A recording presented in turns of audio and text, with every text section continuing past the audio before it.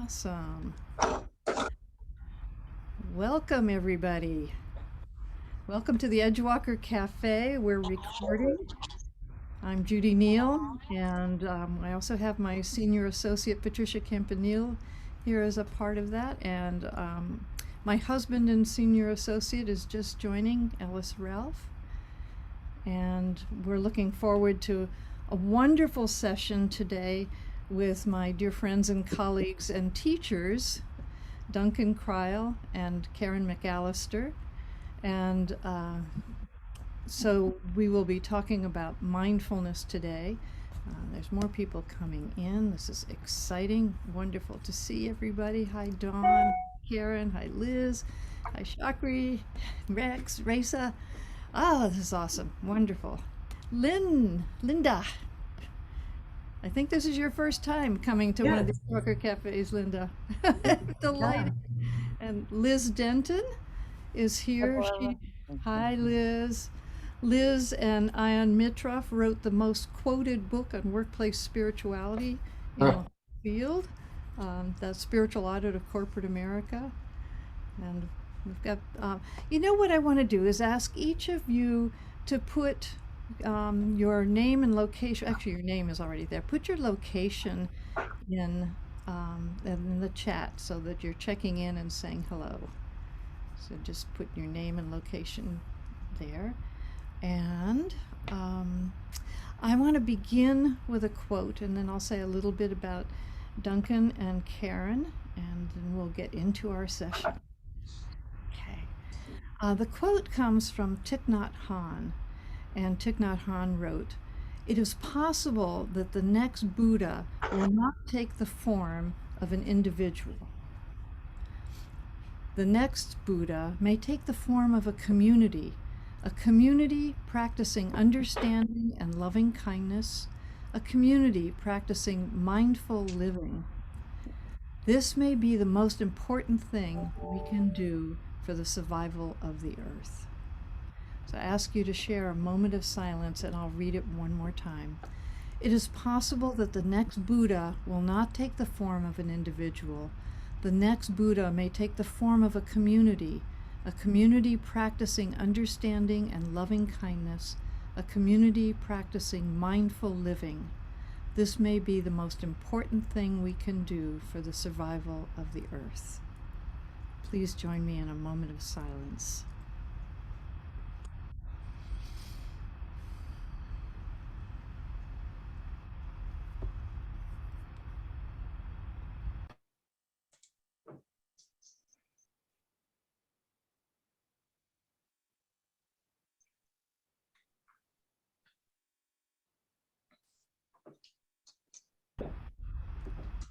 Thank you.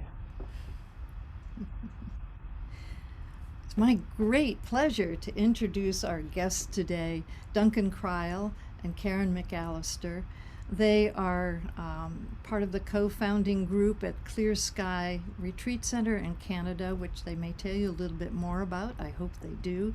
They would love to hold an Edgewalker retreat up there someday, and let's have some intention around that possibility.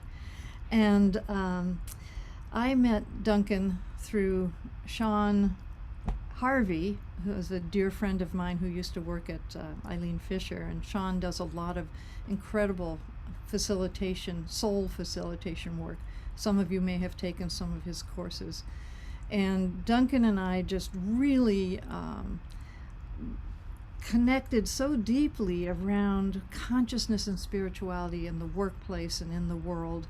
And we've done some work together since then, because Duncan is a big thinker about what's possible in corporate life, and also has a wonderful model about corporate life and mindfulness and consciousness on the one hand, and then the spiritual life and spiritual community and the need for more business thinking and groundedness on the other hand, and how you integrate this whole continuum of ways of being so that there's this integration of wholeness. And then I got a chance to meet his wife, Karen, and to do some work with her, just really deep heart healing kinds of work that she's such a person, a deep person around the shadow side of who we are and how we heal that and how we become whole. She's done a tremendous amount of work on money and mindfulness, and she'll tell you more about the kinds of work that she's done. And I just adore these two people, and Ellis and I took a mindfulness class from them for 6 weeks. That just had a wonderful impact on us. So it's such a pleasure to invite the two of you to share your wisdom and your being and your guidance with our community. So thank you, Duncan and Karen, and I'm turning it over to you. Thank you, Judy. Thanks, Judy. Yeah, you want to kick off? With the meditation? Whatever you like. Sure. Well, at all our meetings, and every time we gather as a community or a Clear Sky, we do these mudras. So I'd like you to join in with us, because I know that one of the qualities of an Edgewalker is playfulness. So we start with awareness, compassion. We're just bringing to mind really good qualities, as we said, to recollect these that kind of help steer us through life. Right. Awareness, compassion, wisdom. And then we do this for strength. So important in today's world. Awareness, compassion, wisdom, strength. Next one is abundance, and we go abundance, dancing on our bums. So because we dance on our bums. Some of us have balls, so we'll dance around in our balls. Yeah. When we lived in Brazil, the Brazilians loved this one. They were naturals. Yeah. So awareness, compassion, wisdom, strength, abundance, and then next one is joy, and we do this for joy. Joy. Like banging cymbals. Wow. And then the last one, which is really important in the times that we live in, we take one finger here, so put one finger here, one finger here, and one finger here, one finger here, and it's humor. You push up. So welcome, everybody. Welcome. Actually, we've added a new one's been added to the list now, which is gratitude. So we do this mudra. Good job, everyone, getting straight into it. Yes. Perhaps everyone's an Edgewalker here. I guess so. Okay. Well, yeah, lovely to see you all. So yeah, today we thought we'd explore.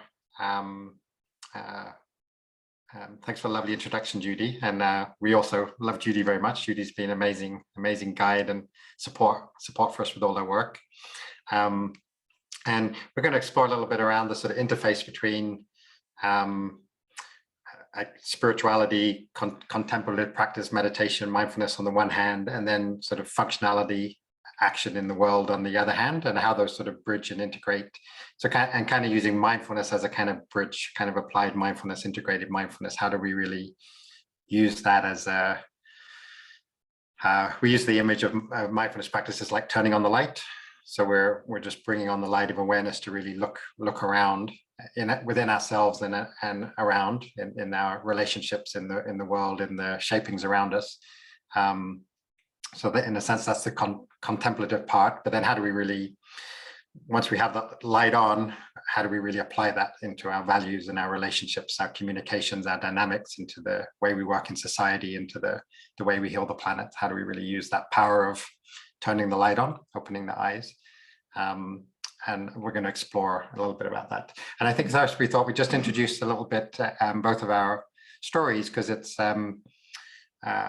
when I showed Judy the sort of integrated organization model, she kind of said, well, Duncan, that's you, that's been your life journey. I was like, oh, yes, you're right. That's been my own sort of journey of integration. So we thought we'd just introduce ourselves and share a little bit of our stories, which sort of illustrate this sort of integrated mindful approach we're talking about, hopefully. Mm-hmm. So Karen, maybe. Shall we share the screen? Or? Yeah, Karen has a fun slide, so we're just gonna, in the spirit of playfulness. Yeah. This, by the way, this is the course that Judy mentioned that we ran, and that it was a pleasure to have Ellis and her join. So this is, it's really this weaving. One of our team here found this lovely picture. So it's really this weaving of the mindful awareness, spaciousness, love into all of everything we're doing. And can we see people or? Yeah, I'll get people back up. What I see is a. 1 second. Just go ahead. I'll go ahead. Yeah. So, yeah, I'm basically, my background is in education, but my life passion has been creating conscious community. So I'm one of the co-founding members of Clear Sky. There we are, and some of our members there in the top right-hand side. It's been a massive 16-year experiment with living in community, living with each other 24 hours a day, you know. I can't get both at the same time. You can't get both at the same time. Yeah, so, you know, with starting anything, you know, we bought this 310-acre property and we really wanted to meditate, but of course, you realize that you have to actually earn money and you have to build a center. And so it became like a hands-on master's in business administration, to be honest with you. And, you know, from taking down fences to cleaning toilets to being retreat manager to all sorts of things, you know, learning about wildlife corridors, and it goes on and on and on. And learning to work in a team, learning to work with people on a day-to-day basis, and weekends, every day is full. And so as we went to second stage growth in this endeavor, you know, you naturally find your talents, and mine was with money. So I actually really enjoy talking to people about money, and I was basically the creator of the first monthly donor program and did some of the big capital campaigns here on site, and was very interested. And of course, when you do all this and you talk to people about money, you start to run into people's blocks. You start to understand and realize that there's a lot of pain and betrayal around people's relationship with money. And in order to pursue a vision and pursue the passion that Clear Sky is, you know, I ran into the shadow that we all have as a globe around money. And I ran into, of course, the scarcity mentality, but I ran into a lot of stories of shame, stories of betrayal. So my work then, I actually went to a lot of psychologists and psychotherapists and to business financial planners to ask about this shadow around money. And nobody wanted to deal with it, actually. That was all the way back in 2008. And so therefore I went about and created the Mindful Money Coach. And so helping people with their emotional and psychological behaviors around money, which is a lot more. Money touches everything. And it's a wonderful reflection on it's not like we always think of it as a measurement, you know, and we've come to understand that the amount of money we have in our bank account is how worthwhile we are. Somehow we're successful on some level. And so I've learned over the years that money is really it's a reflection. It's a reflection in the gaps of our generosity practice, and the gaps of our reciprocity, and our gaps of our ability to collaborate with others, in our gaps of it's an incredibly in-depth study, rather than just seeing money as something that you need to survive, and it becomes a spiritual practice, actually. And the turnaround for many people in their spiritual practice, and being very mindful about it and applying their awareness to this area has been just an incredibly fulfilling journey of turning away from greed and accumulation to one of love. So it's a beautiful journey that I have been on and taken people on. So yeah, and so at Clear Sky, what we've done is we've made part of becoming a board member, or part of becoming in management positions within the organization, everyone is invited to clean up their shadow, particularly around money. So the results have been amazing, in that our ability to reach decisions around money, around budgets, around revenue plans, all that is a lot quicker. There's conflict is dealt with, it goes on the table, it gets dealt with it much easier, because the shadow has been named, and because people have been trained to name it and feel and they're disarmored. they've been trained to be disarmored around it and to note the defense mechanisms that come around money, then they come up with a lot of creative solutions or creative ways of being with each other.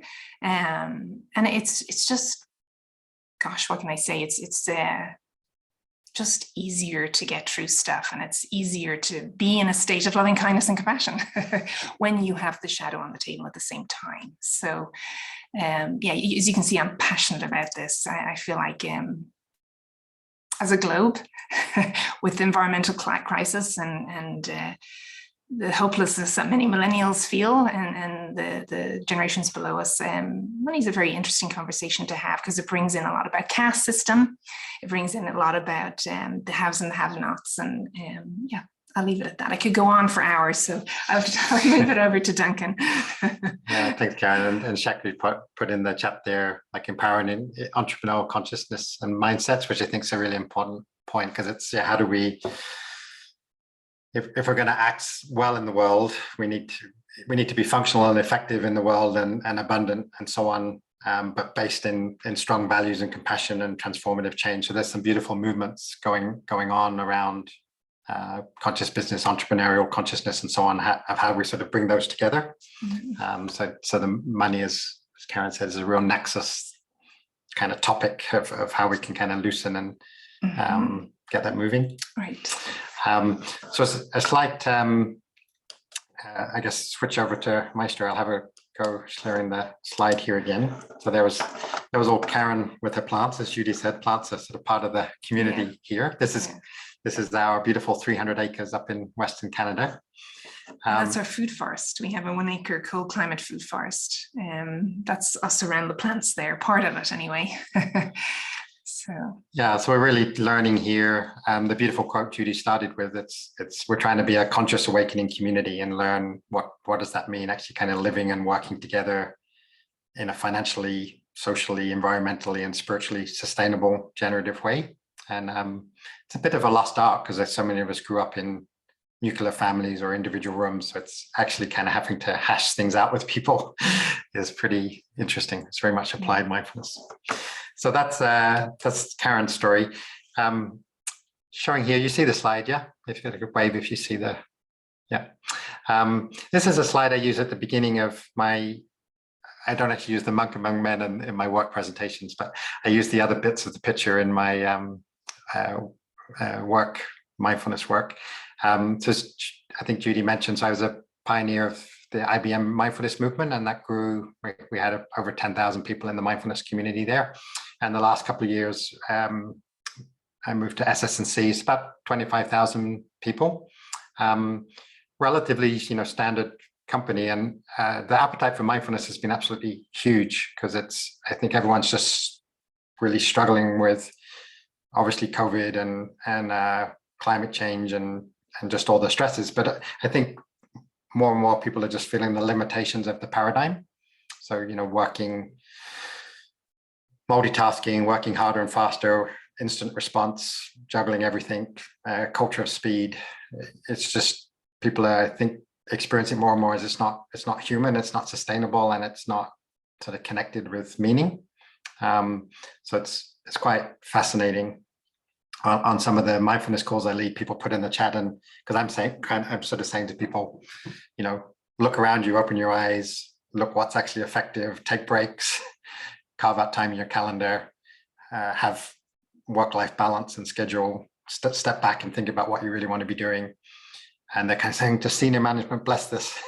So it kind of comes across as kind of revolutionary against it's kind of normal human behavior in one way, but it comes across as revolutionary against the standard culture, business culture. So I find that an interesting sort of interface, and I feel there's a real cry amongst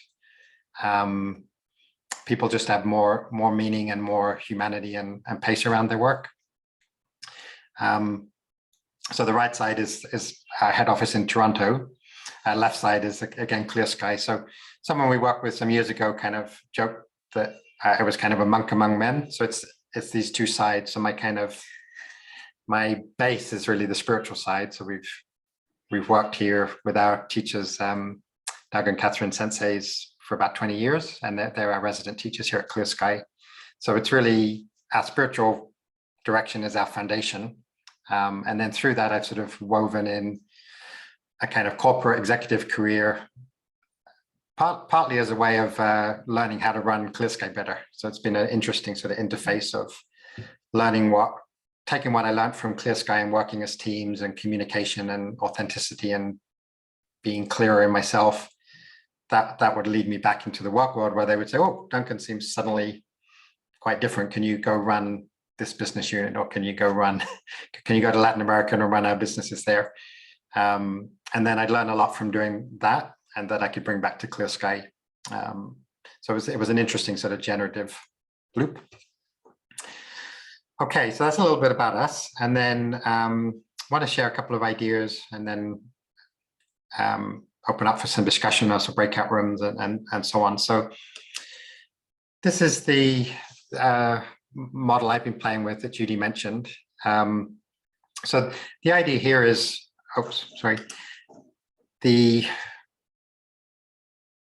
we sort of learned from Clear Sky, we kind of codenamed this the Monastery. So if you think of monasteries in time past, it's based on the bottom up of the contemplative practice, the sort of spiritual orientation. So what is a human here for? We're here to kind of wake up, to develop in love and compassion. And the structure of a monastery sort of is driven by those aims. So the structures and routines, how the organization works, that's the goal, as opposed to making money. On the flip side, you have the corporation, the sort of modern corporation, where it's kind of the opposite extreme. So it's very functional, it's very project management, business operations, profit loss. It's very clear, very active. But as I think we all know, it's quarterly reports and financial bottom line is an incredibly limited paradigm that's not going to meet the challenges of our time. So I was sort of reflecting about this, and our journey at Clear Sky, and I think us individually, as being kind of, what does it look like integrating these two? So having the foundation of the spiritual practice, the clarity, loving kindness, compassion, service.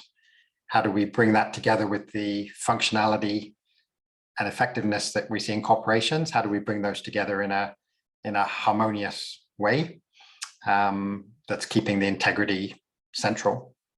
So that was a big journey for us, and that's how we got into the money, because we realized, our budget was not. We were in deficits, we weren't making money, and then we couldn't have mission impact. We couldn't do what we needed at Clear Sky because of our sort of poverty mindset and blocks around money. So it's a very illuminating study. So I put here in the middle, well, on the left is kind of the wisdom, the clarity, the motivation to be of service to the world, sort of vision, mission, values, this kind of base. So spiritual organizations, nonprofits, charities, and so on may be stronger this side. On the right is the traditional business functions, business operations, development. As things get a bit more flexible, sort of business innovation, design thinking, agile, and so on. And then new business models like social ventures and B Corp. So it's kind of extending, getting more kind of open or well-rounded. And in the middle, there's some sort of interesting bridge areas. So really applying this, bringing in mindfulness, applying it, really bringing that consciousness, and then looking at things like money around the shadow, a real sort of transition points has been our experience.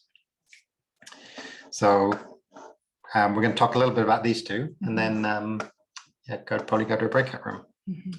So would you like to talk about this? Yeah, so we were reflecting about 4 or 5 years ago on what we were looking at Clear Sky, and we noticed that people would come in and they'd spend some time with us, and they'd go away in a very clear state, in a very clear and radiant state. And we wanted to unpack that, but they go back to their worlds and they go back into their normal lives. And then, we chat with them a couple of months later, and all that radiance and that clarity and that energy that they had developed while they were here had sort of almost disappeared. And we were concerned about that, because we want people to be able to come here, really deepen their practice, deepen their non-clinging aware state, bring that back to the world and maintain it, for themselves and for their family and friends and all they come in contact. We need as much people to be protecting their happiness or protecting their energy as much as possible, particularly in these times of turbulence. And so we unpacked it. What was it about what we did that helped people get into a very clear, radiant state? And we came up with these 5 principles, we called it. I guess we left a little bit here. Okay. Yeah, sorry. Okay, whoops. We didn't have much prep. Yeah. If I can just, you can do the link here? So I think I mentioned this in the beginning, but the mindfulness side is sort of really bringing the clarity, and as we said, then applying it out to our environments, our habits, our listening, all of these things. So people really deepen that on retreat here, just kind of drawing some links here, but then, as Karen said, lose it when they went. So we really kind of noticed you need containers. It's like life is just so distracted. It's so kind of confused and so much is going on. So how do we have impact? So it was just really noticing this vital side of a container, which is missing in many of our lives. So we had this idea, you need this strong container, which we saw from the retreat center, to support growth and transformation, because it's hard to unpack, right, these deep stuff and these mental models and our shadow. You need a kind of container for that, and you need an environment that's supportive. That's the outer clarity supports inner clarity. So then, as Karen says, we unpacked it. And this is what we unpacked it. Yeah, so we unpacked it into sort of 5 principles, and we realized that these all go in order. And the first one is honoring your space, which also means honoring your body as well, right? So honoring your workspace, honoring the space that you are in on a daily basis, making it, in a way, I lived in the East for 13 or 14 years, and there's a lot of mindful attention to people's environments and creating harmony and in group collaboration and stuff, but we don't tend to do that so much in the West, right? So, though it's getting better.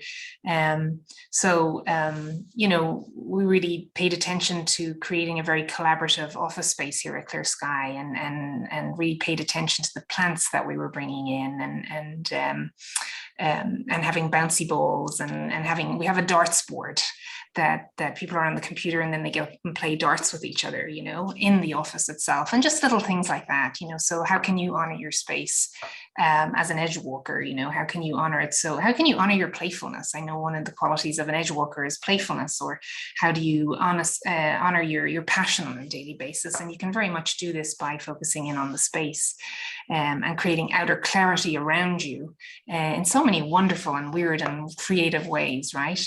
And then we looked at structure and routine of your friends, right? So really, for many people, particularly today, there's just so much, like notifications on your phone. You can go off, and you can easily turn them off, but there's the whole system set up to just grab your attention and rob it, actually, on a daily basis. So, creating a structure and routine where you have white spaces, empty spaces in it, where or just little exercises that you do on a regular basis every hour, where you're actually staring into space and staring at the sky or something, right? So to bring that, because in order for you to really get access to your vision or your creativity, you need to be focusing every day a few minutes on just empty spaciousness.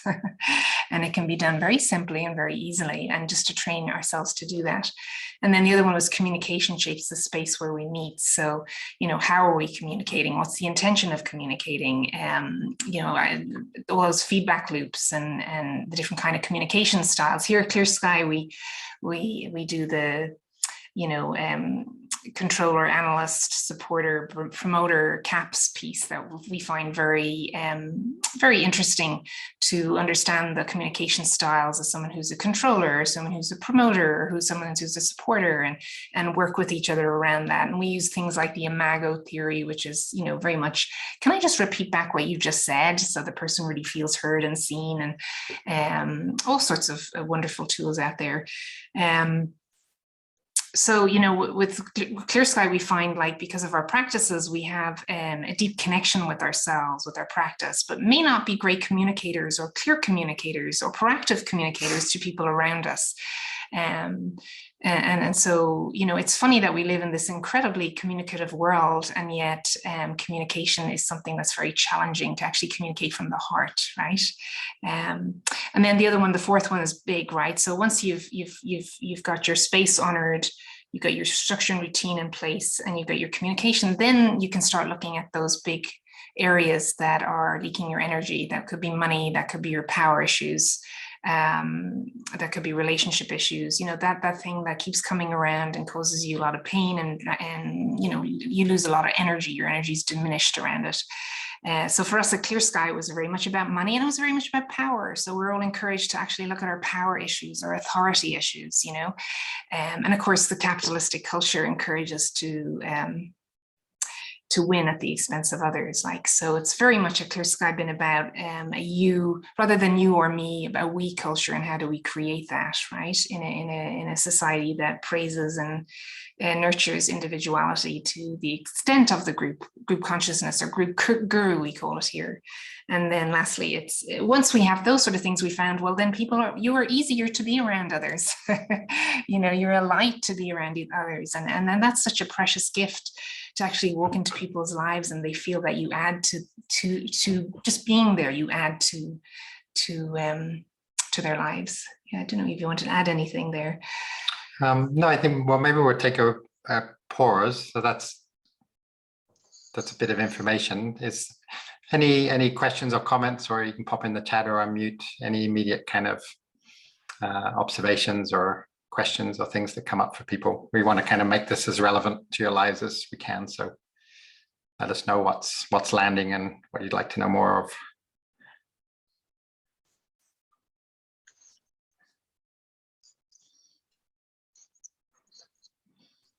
What's landing for me is this whole piece about money. So I'm really, really happy that that you're coaching in that area, and that shadow around money and scarcity, because I would say that's probably my number one blocker in my life. And I believe, and I've worked on it, I need to flip my model, but it takes a little practice to do that. So that resonated a lot for me, because I'm beginning to be on my own, if you will, with my own work. And, even just how does one value something for others? I have no idea what value, and I'm working on this, what value I'm giving and what that value is worth in a monetary sense. So I appreciate that, and certainly will explore that more and look at your website on that.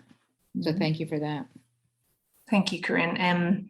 You bring in some interesting points. Like I said, money is a reflection, so rather than a measurement. So I really want to emphasize that and see it as a great area to look at where you need to give some nurturing to.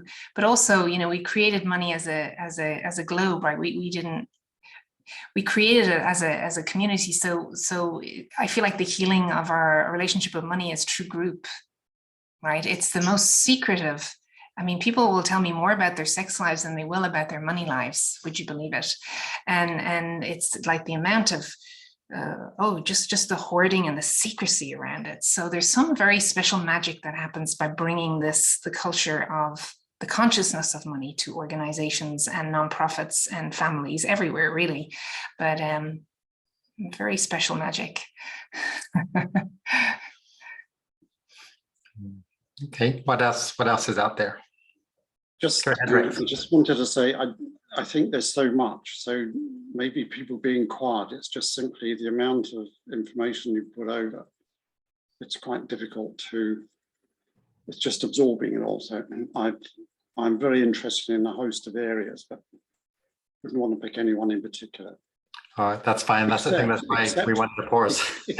Except just one issue, and that is what I have found.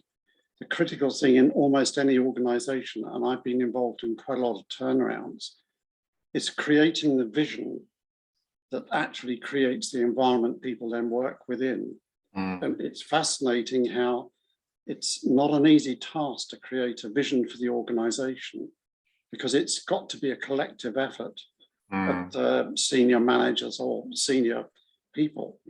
But once that's out, what makes the difference is that everyone expresses it in a different way, but it means the same thing. And the feedback you get from people is how powerful that is when you do it. Yeah, absolutely. Have you worked mostly, Rex, with kind of more corporations or non-profits or charities or all To be kinds? honest, I've had to do it in each of the areas. So I've done it in government, public sector, with the National Health Service. I've done it with major corporations and with charities and with very small organizations in different areas, different countries. So it's been fascinating. It's a difficult task, but the results from it are incredible and surprise people. Yeah.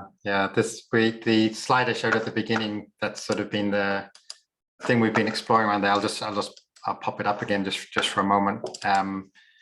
What we've been sort of exploring is how to work with different types of organizations, as you said, and different ones will be strong in different places.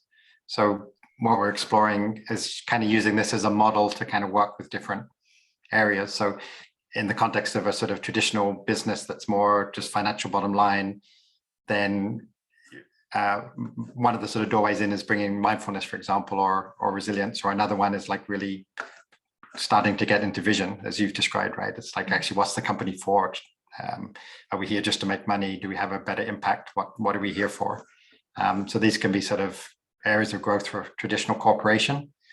If it's a kind of charity, they probably have strong motivation and quite often a strong vision, but they might be either have a lot of blocks around the functionality and maybe particularly around money, as Karen was mentioning, or they may often be missing what we see is a lot of people are in burnout. They may be missing the sort of contemplative practice or the mindfulness that actually gives them the resilience to keep doing the work.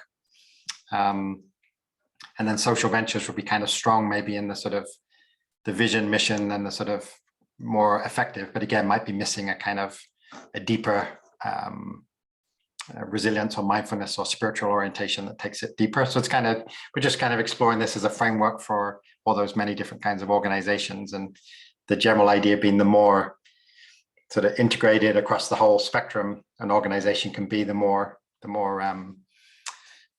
better it will be for the people working there, and the more impact it can have for the positive.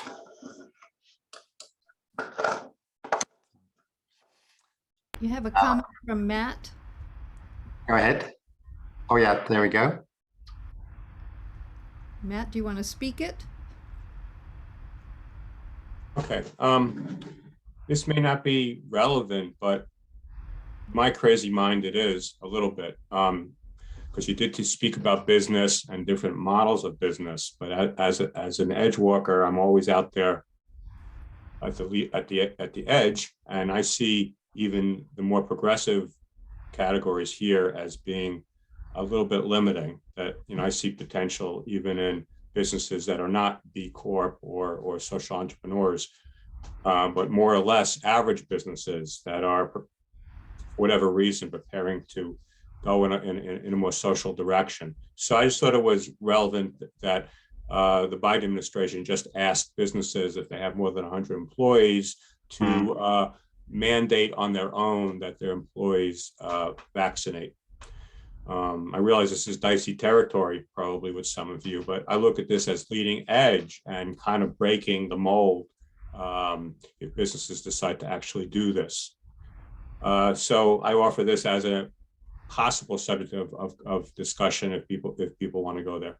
And I also commented on it in today's Washington Post, saying this could be quite exciting, even if you don't agree with on this one issue, that even an average business, or maybe somewhat above average, can go in some exciting new social and environmental directions. Yeah, interesting point, Matt. I think maybe we'll stay away today for the specific topic, but I think the general point for me behind that is really fascinating. Of we're going to get more and more of these kind of dilemmas coming up as you know, this is just one example. As the world gets more complex and the situation gets more challenging, these things are going to come up, and traditional businesses just don't have the resources, tools, vision, orientation to work with these. I think, well, how do you do that, right? We're discussing the same thing here at Clear Sky, because some people want to be vaccinated, some people don't. What impact does that have? People coming to retreats, what impact does it have on the vision, mission? So it's juicy conversation, and at least we have the communication and contemplative practices and the shared vision to hold that feisty conversation. And so how our organization of the future going to meet these challenges? We need to build that capacity, I think. There's a comment here from Shakri. Curious is, how does this practice of the container principles evidence as authenticity, love, and compassion? You want to speak to that one? Let me add a quick question, maybe. Go ahead, Shakri. Yeah. Yeah. So no, I'm not seeing inner work on breath work and emotion. All of that is, I mean, it is incorporated in there subtly that I'm not able to recognize. Sorry, say the last sentence again there, Shakri. So talking about breath work and in being with your emotions and understanding your emotions, how does it show up in the containerization? Because I spend a lot of time in communities where I'm responsible for maintaining that container and right. Yeah, I think if I follow you, yeah, let me see if I'm going in the right direction here, Shakri, of what you're meaning. So if I bring the container up for a moment, there's a lot more going on than just the container, right? In the sense of what's people's orientation, what's their vision, and so on. So the container in itself is not providing all of those things, but what we've noticed is it's just a missing element, really. And we see that in a couple of places. One is like individual people that are practicing breath work or meditation or so on. Usually that's most effective if it has a wider spiritual context. Like we can practice breath work just for a bit of stress relief, but it's much more effective if it's embedded in a wider worldview of compassion and loving kindness. And I'm doing this to deepen my understanding to be of better service to the world. That's, but then we notice, a lot of people, it's, living in cities, living in busy lives, distractions, social media, very challenging work situations. It's typical thing is people say, oh yeah, I meditated a couple of days and then I forgot, and it's been 2 weeks since I meditated. But when people are just stressed and rushing, it just turns off aspects of the mind and the brain and the empathy and the deeper thinking and so on. It's very hard for this breakthrough that's so important. So the mindful container is really about how do we look at our own lives and our organizational workspaces and our community workspaces in a way that actually supports this to be more human, to actually kind of have this container for depth, breakthrough, and insight and reflection. And these were the Clear Sky Retreat Center we found was being one of those places people could go deep when they came here, and then they could bring back good insights to the world. And the 5 principles is what we unpacked there, that people could then also just apply in their homes and work. So it's kind of a support. It's one of the legs of support. Does that speak to your question, Shakri? Yes. Yes. I think I think there are couple of things that are happening, and I'm just focusing on the container, and but you're focusing on the interaction between the individual and the container and so on. So yeah, I'm beginning to get it. Maybe a trip to Clear Sky would help. You're more than welcome. Yeah. I think Shakri is alluding also to being like a space holder, a holder Yes. of space. Yeah. Beautiful concept. Yeah, thanks, Judy. You might be interested in hearing this, Shakri, that we have a thing called a duty or a role every day called a space holder. So there's a different person whose space holds the organization every day, and they're called the space holder, right? And then there's a passing of the baton from one space holder to the next, you know. And you know, there's language, it's all in the name, right? It's all in the labeling. It's so important, you know. And we really found a huge difference when we named that role. It's made a whole load of difference to the functioning of Clear Sky from that simple naming of that role. It's been quite incredible, right? Yeah, yeah. And Can I add to that as well? Because I wrote a quick chat saying that actually the container is you, and by being everything that you're seeking for others to appreciate, they can choose to come in. So my question to you both is that when you invite one of the others to be the container for that day, do you ask them beforehand and afterwards, how did they feel? What different feelings, emotions, or whatever arose in them whilst they were the container? Because this is often the point people miss, that they don't realize it changes them because they're not consciously aware of it, but it does. And one of the things I've found is, in a sense, by being this container, when I go into companies, what often people say is, it's staggering that when you're here, there's a different sense of things. When you're not here, it's gone. And my task is to give it back to them. And I can never do it explicitly by saying spiritual, because that's almost a sort of a no-no. right. But if you show them, if you help them discover how their emotions, feelings, and their perspective changes, you can say, this is all that this is. You know, and you can do this. You do this with your team. So start with your team, and then do it with others. Be fully present one day, and then not the next, and see how people react. I'm just going to do a quick time check. We have about 12 minutes left in our session, and I want to save the last 5 minutes for Ellis is going to play a song to close us. And we have some announcements.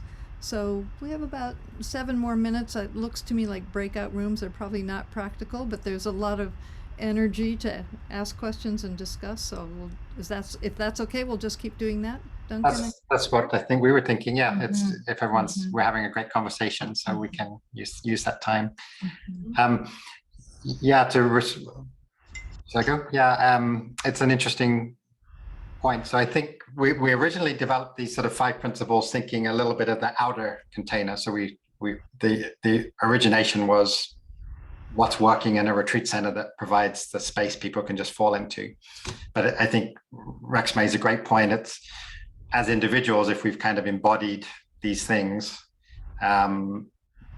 that there's a lot about the individual kind of holding the space, right? And the presence. I think that's exactly the point, though, that you developed this and then you became it and you lived it. Right, yes. But what other people don't realize is that when you do this, it changes you.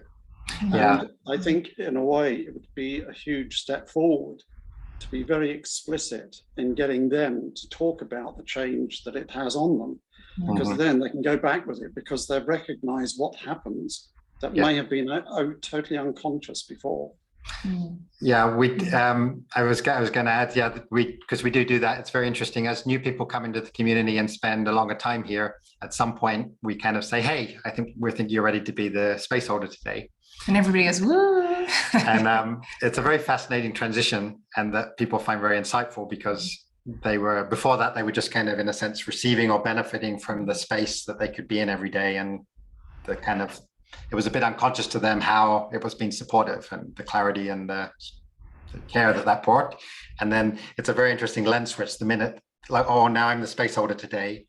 It's a real kind of step into adulthood and maturity of how do I hold that space for others, and how is it made, and what do I bring? And I'm not quite sure this speaks to your point, but that really changes people. We notice a huge swing the first time, and then when they're regular space holders, because now it's really a co-creation. Now they understand, what am I bringing personally, what's happening in the space. They're really turning their awareness, and it brings a whole level of consciousness, we find. I have a question for both of you. Given that you have clients, Duncan, yours are primarily your company SS&C now, and you've worked with IBM, and Karen, you've worked with retreat centers and with business leaders and and various clients, particularly around shadow work, but all of it goes back to mindfulness as the central focus. And really for you both, it's the spiritual focus. I'm just wondering what you've seen in terms of transformation, and maybe a story or two about as you work with people and they become more mindful. This kind of adds to Rex's question about what are the results of space holding. What are the results that you've seen of mindfulness?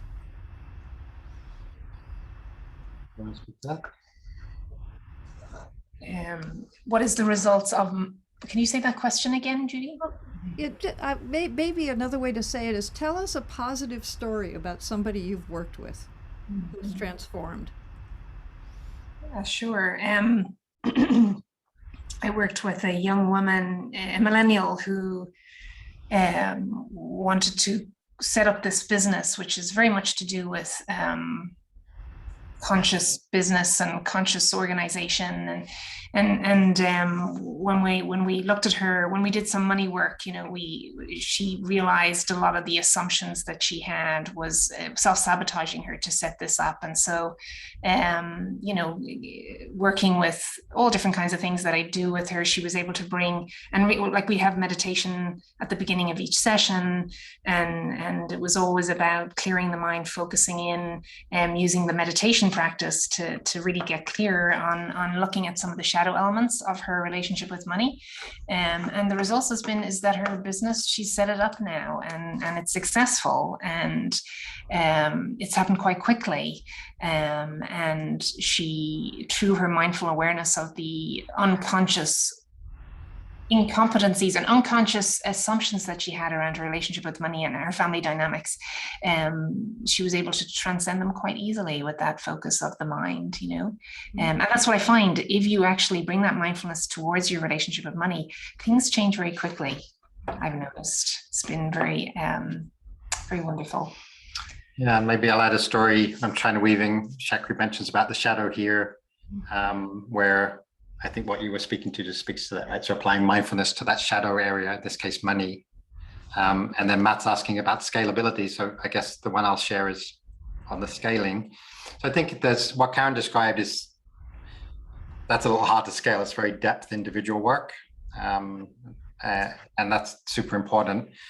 On the corporate setting, it's kind of less deep, but it can still be quite impactful. So a quick story there is, back in my IBM days, I was leading a 8-week mindfulness program, had about 30 people on the course. This was in Brazil, and lesson class 5 or 6 or something, we were doing mindful walking, slow walking, and we were in the training center in Sao Paulo, Brazil, and I wanted more space to walk. So I said, do people mind walking around the corridor in the training center?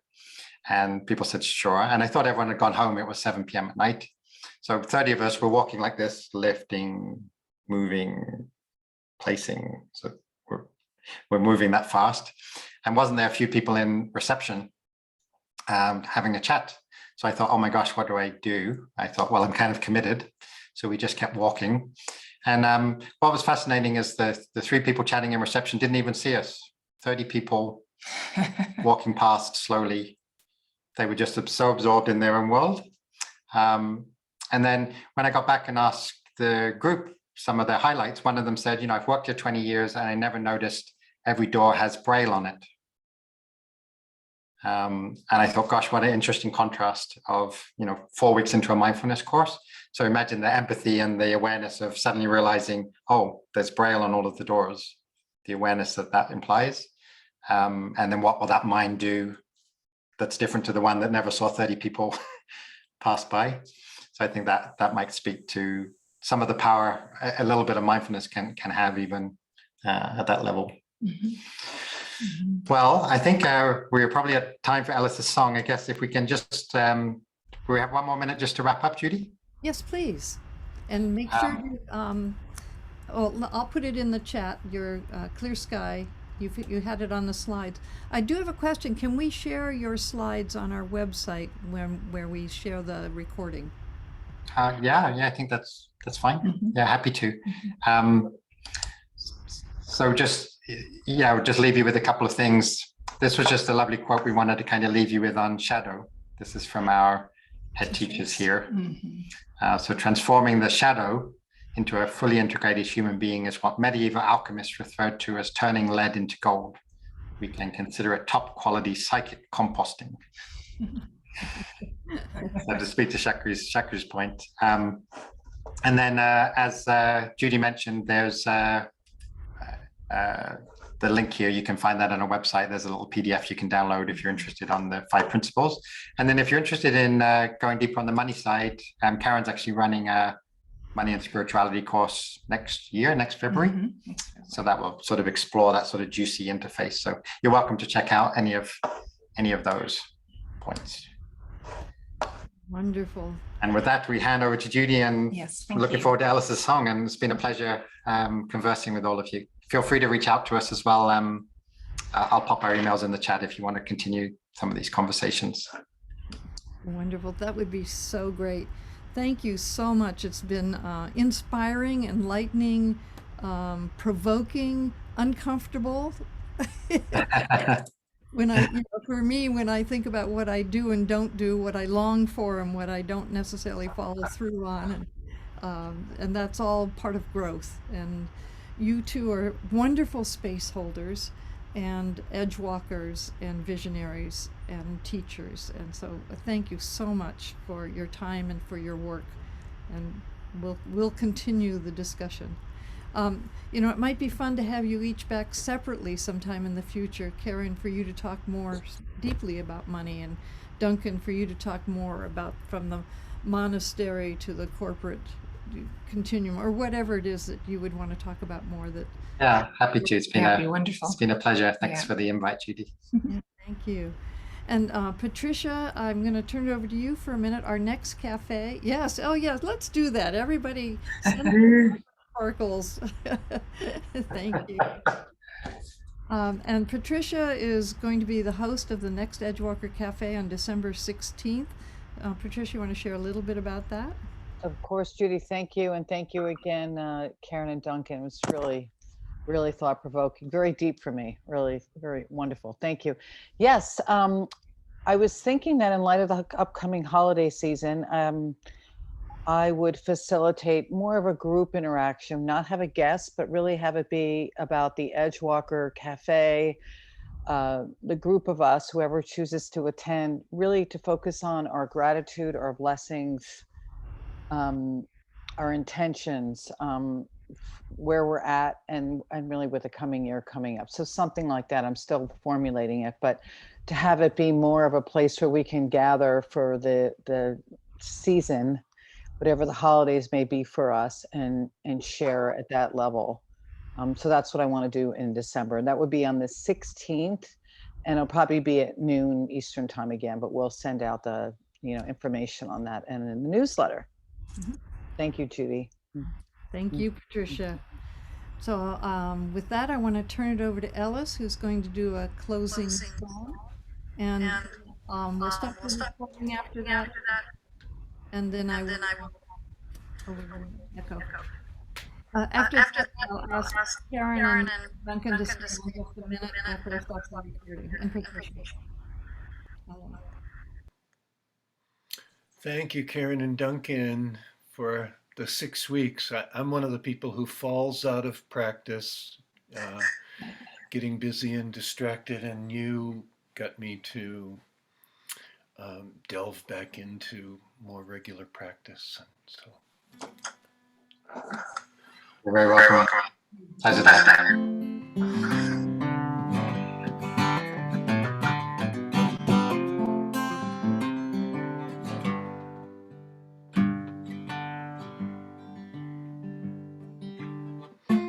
When I was a child, sometimes I loved to slip away from everybody's prying eyes. Alone I'd make my way into the woods, upon the ridge to the very tallest tree. Stood up like a monolith above the canopy.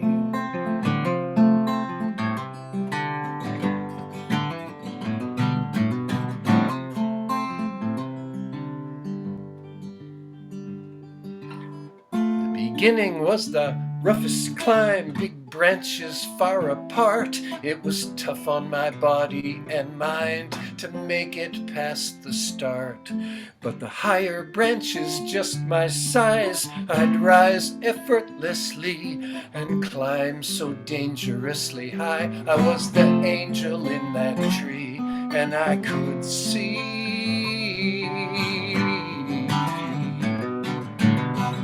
deeper and farther than I ever saw before. I could see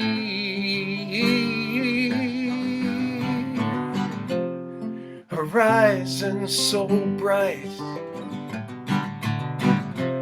Looking back from above, there is so much more I could see rising in the light.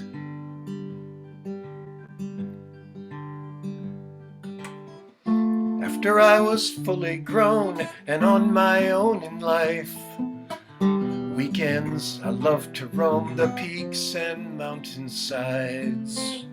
Each climb began with tiring steep hikes up the stones, but the energy above timberline I could feel in my bones, and I could see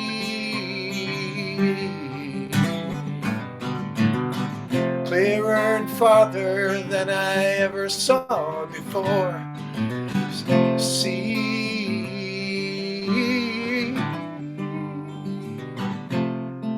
horizon so bright. Looking back from above, there is so much more I can see rising in the light.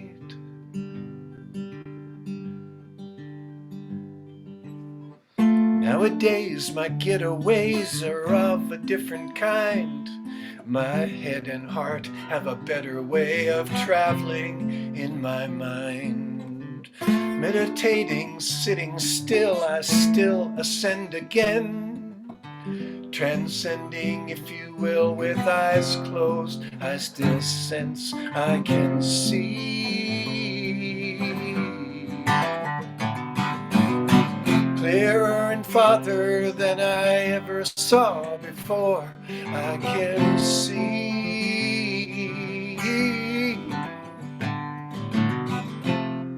horizon so bright. Looking back from above, there is so much more I can see rising in the light.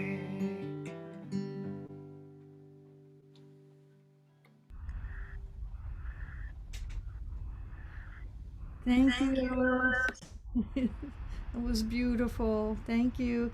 Thank you, everybody. Have a wonderful Thanksgiving for those of you in the States, and a wonderful time between now and our next Edgewalker Cafe. May it all be blessed. Thank you. Thanks, everyone. Thank you. Bye-bye.